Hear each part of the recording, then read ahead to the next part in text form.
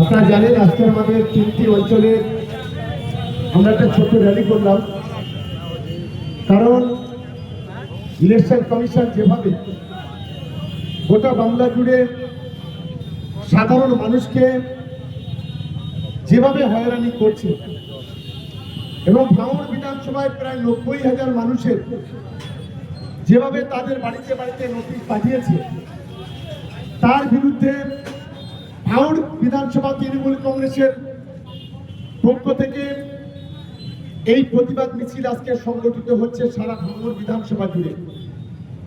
আমাদের প্রায় 13খানা মিছিল আজকের ভাঙড় বিধানসভার বিভিন্ন প্রান্তে অনুষ্ঠিত হচ্ছে। আমি ধন্যবাদ জানাবো শান্তপুকুর, ভোগালী 1, ভোগালী 2 এই 3টি অঞ্চলের আমাদের দলের যারা কর্মী সমর্থক যারা আছে, আমি তাদেরকে ধন্যবাদ জানাতে চাই যে আজকে তারা এই প্রতিবাদ মিছিলে অংশগ্রহণ করেছে। কারণ আমরা লক্ষ্য করছি দেশের গদ্দার সরকার, এই অপদার্থ বিজেপি যেভাবে আজকে ইলেকশন কমিশনের মাধ্যমে দেশের মানুষের ভোটাধিকার কেড়ে নিতে চাইছে, যেটা স্বাধীন ভারতবর্ষে কোন সরকার, কোন ইলেকশন কমিশন এই ধরনের ন্যক্কারজনক ঘটনা এই ভারতবর্ষের মাটিতে কখনো ঘটায়নি।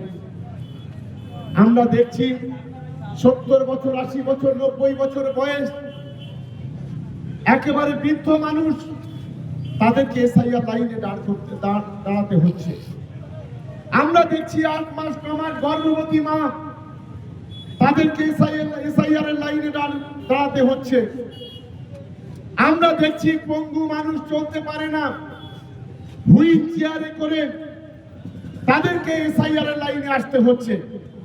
শুধু তাই নয়, অনেকের অক্সিজেন দেওয়া আছে, নাকে নল দেওয়া আছে, তাদেরকে এসআইআর লাইনে দাঁড়াতে হচ্ছে।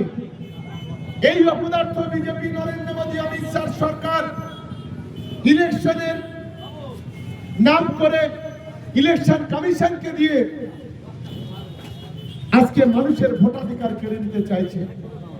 আগে মানুষ ঠিক করতো কাকে সরকার ভোট দিয়ে সরকার তৈরি করবে, আর এখন সরকার ঠিক করছে কারা কারা ভোট দেবে।